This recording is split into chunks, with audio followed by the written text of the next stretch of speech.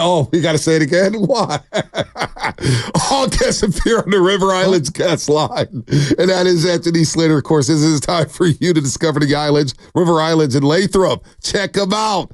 Anthony Slater with a great piece this morning. Slates, what's happening, man? You've been working overtime these days. I see you on the porch, on NBA TV. You're everywhere. I mean, that's June 30th, July 1st in the NBA. There it is. Klay Thompson. 3 years, $50 million with the Dallas Mavericks. You mentioned last week when you came in studio that this divorce was probably going to happen. But there's some interesting nuggets in your story about the Phoenix situation back in Brooklyn. What's the biggest nugget that you discovered here during this whole process of finding out that Klay Thompson's going to leave? And when you started writing the story, what's the one nugget that sticks out to you? Oh, I don't know, because part of it, the story is like it is very layered, and it is like I do think it's a 5-year story, as I put it, right? I think it does go back to the ACL tear, which obviously leads into the Achilles tear, and the differing rehabs he had for that, and what that just did to his mindset and how he was always kind of chasing his old self that he, pretty tragically, from a sports perspective, never got his 29, 30, 31-year-old seasons really.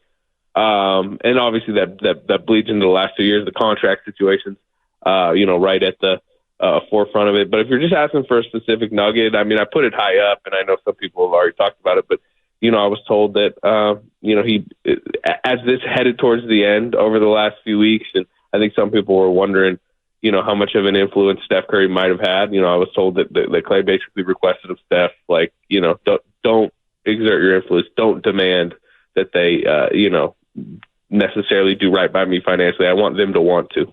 And that's paraphrasing, obviously, but that's kind of the message that was sent. Wow, so Klay basically told Steph, hey, I don't need you to go to bat for me.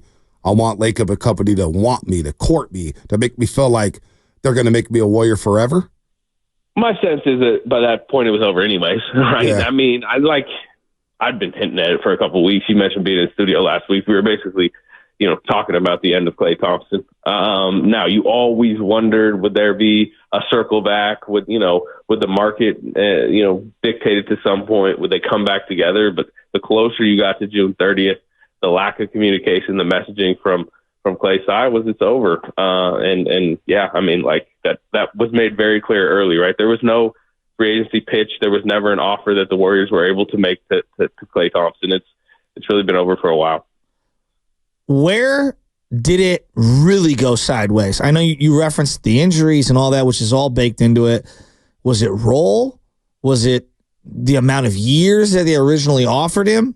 Was it prioritization? Was it the money? What specifically was the biggest, gulf between the two parties, Warriors and Klay? By the way, we can keep listening stuff. Keep going. What else? What else? No, what else? Well, I mean, again, I went back to the rehabs and kind of chasing his old self. You mentioned the role, but biggest is probably at the end of the day, it's contract numbers, contract length. I mean, I think that's what ultimately pushed him out the door. And I would say the lack of communication and full-throated effort to I mean, you mentioned prioritization. That is, the right word, the one we've been talking about. But, he was kind of put on the back burner, which, again, I think we all understand the cold-hearted business perspective to it, but kind of understand Klay's perspective too, right? I mean, considering who he is, what he's been, how others were rewarded in recent years. I do think the timing of this all played against him. The fact of when he was up for free agency and the moment in the franchise this summer as they're kind of pivoting and resetting, whereas Draymond being up last summer got him paid. Poole and Wiggins, I think, were very fortunate to be up right after the title. They got 4-year deals. So there's just so much at play. So Steph Curry, it sounded like he wanted him back, but, I guess acquiesced to Klay's wishes. Where was Draymond Green? Where did he side in all this? Yeah, look, I don't have every piece of information. Okay. So, this is, I put out there, basically as layered a story as I could. I don't necessarily have the answer to that question. Anthony Slater here on the Morning Roast on 95.7 The Game. So he goes to Stephen Curry, says, hey, don't fight for me. Don't go to bat for me. Now, going through the season here, there's a lot of I'm not trying to kick the guy out on the way. I'm not trying to kick him down on the way out. He gave the Warriors 11 great seasons. Obviously, he was hurt for 2 of them, but 4 championships. all-stars, all-NBA teams, the great performances, the 37-point quarter, and all that stuff. But within that locker room this past season, was his energy so bad to the point that it kind of offset some of his teammates? How were they receptive to his attitude this season if he did have a major attitude? Yeah, I mean, look, it was a rocky season. They've talked about it, and really the last 2 seasons that they've had to have these like mid to early in the season like meetings about shot selection. Even going back to remember after he had the 4 rings and the ejection at Phoenix 2 seasons ago. And that shot selection is directly tied to him wanting to be what he used to be.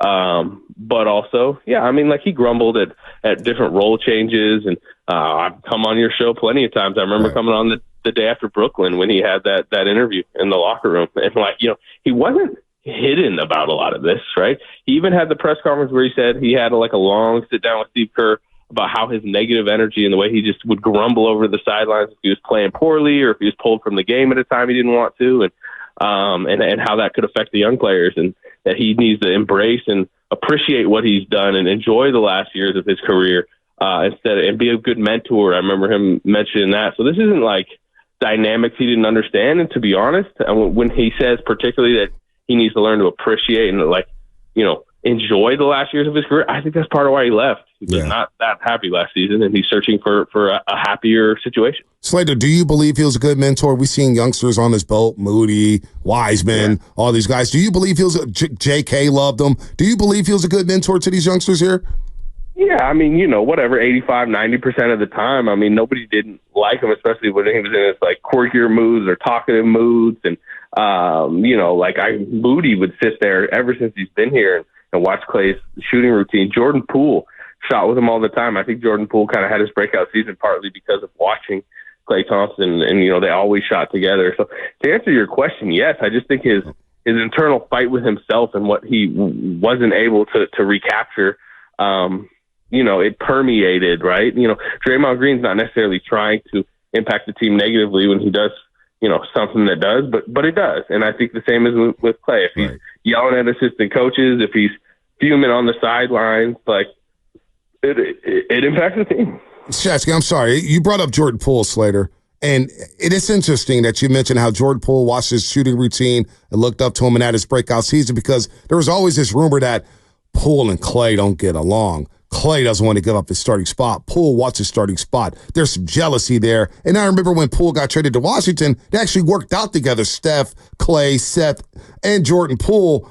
Well, I don't know where that rift came from. Do you know where that rumor came from, where people thought that Jordan Poole and Klay didn't get along because they were battling for the same position? Yeah, look, it's like sports is relatively like dog eat dog, and you know, Jordan Poole played great, and remember Klay Thompson missed the first half of Jordan Poole's breakout season, so you know, Jordan was the starting shooting guard, and they were 18-2, and they ripped it off, and you know, the money that Jordan Poole got, sure, like there's always those dynamics at play, and like, you know, feeling a young guy rising under you. I mean, I think it's happening now with Podziemski a little bit, right? There's a decent chance he's the starting 2 guard next season, and that's even if Klay was there. So I think he feels that, and that's part of it. But he, in my opinion, from being around, was never like untoward to them, even if he was struggling with where he was going in his career.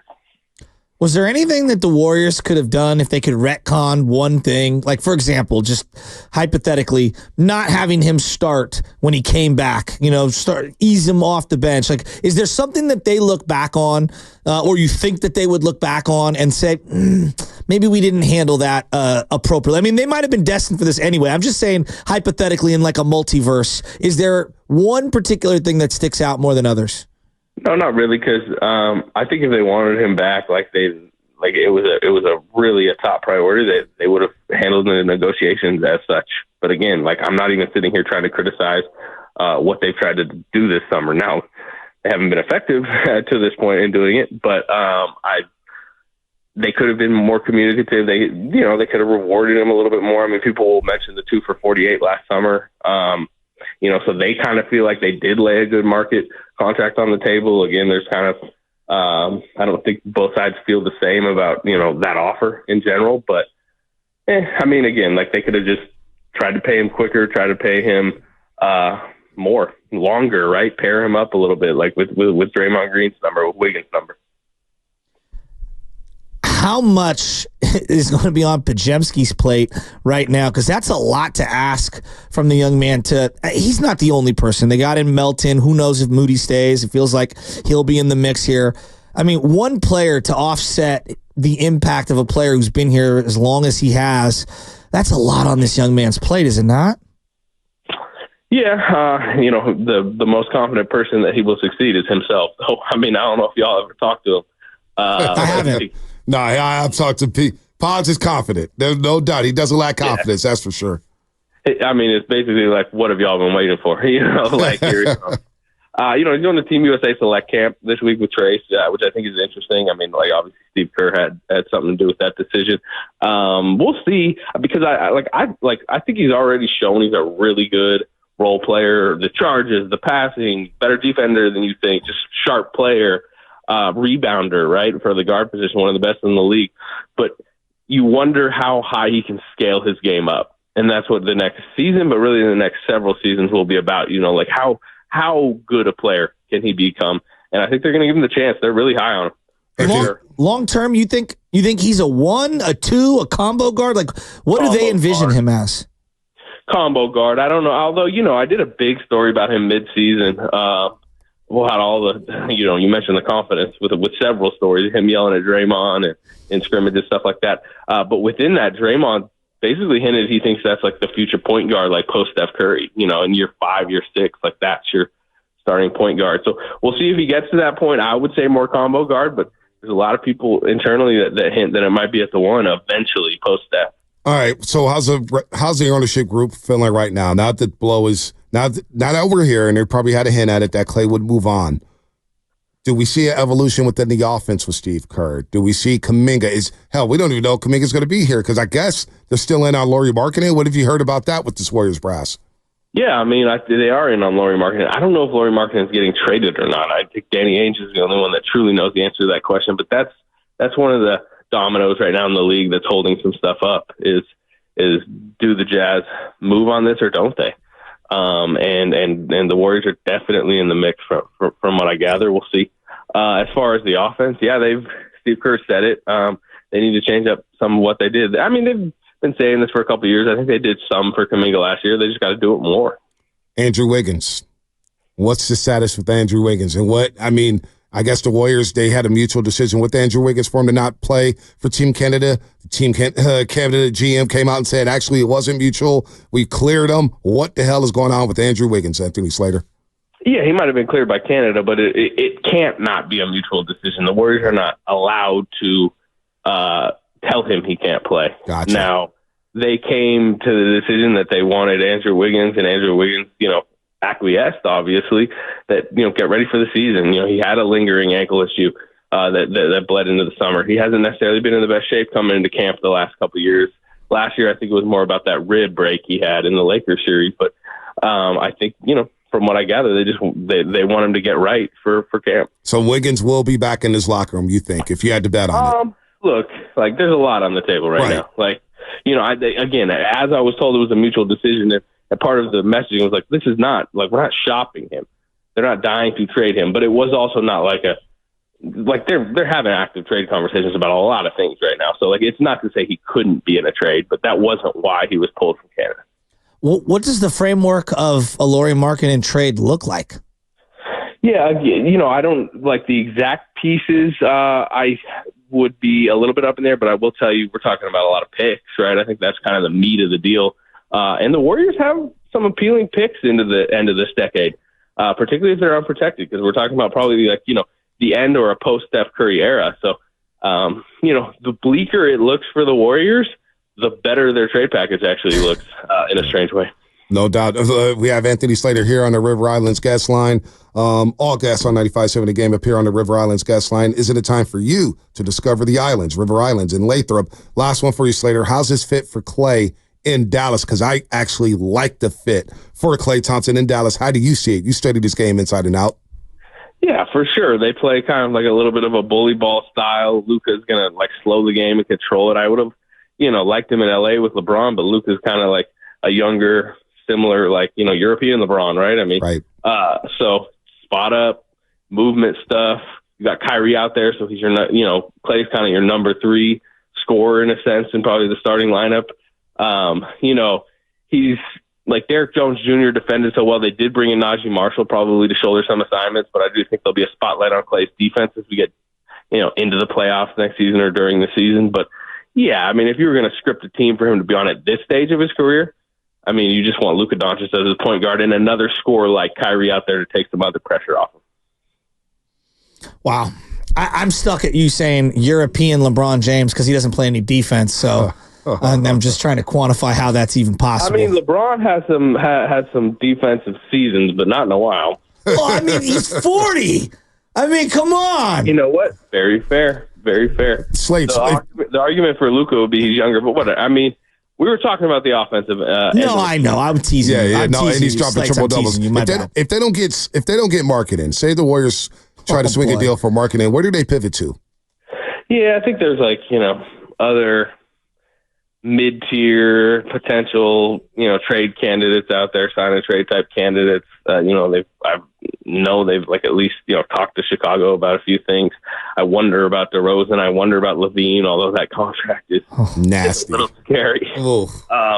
But the other thing is, and this is the path that I think will dishearten the fan base most, is there's a chance that if they don't get anything done, this is kind of the roster, right? You add a couple minimums, you trust youth, and you go into next season probably being picked by people as the 9th best team in the West or something like that. So how does number 30 Stephen Curry feel about that? Because that question will start to loom as we get closer and closer to the All-Star game. To say they struggle out of the gates here in the Western Conference, and they're struggling, and they're in the same situation they were this past season.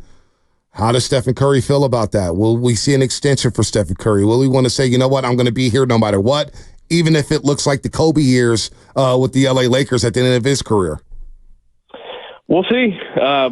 This is a big week for that, those alternative realities. How does he necessarily feel? Well, right now, I think he's kind of within conversations with the Warriors front office and ownership group about trying to get himself help. Now, one thing that is very clear is the Warriors are willing to use a lot of these future picks to try to get him some significant help, right? They would have been used at least one or two of them would have been used in a Paul George opt-in and trade and marketing the same. So they're trying now. If they fail, if this is a questionable younger roster heading into next season, and if they start off struggling, every single one of his press conferences, especially leading up to the next transaction season, which is typically the trade deadline, will be interesting.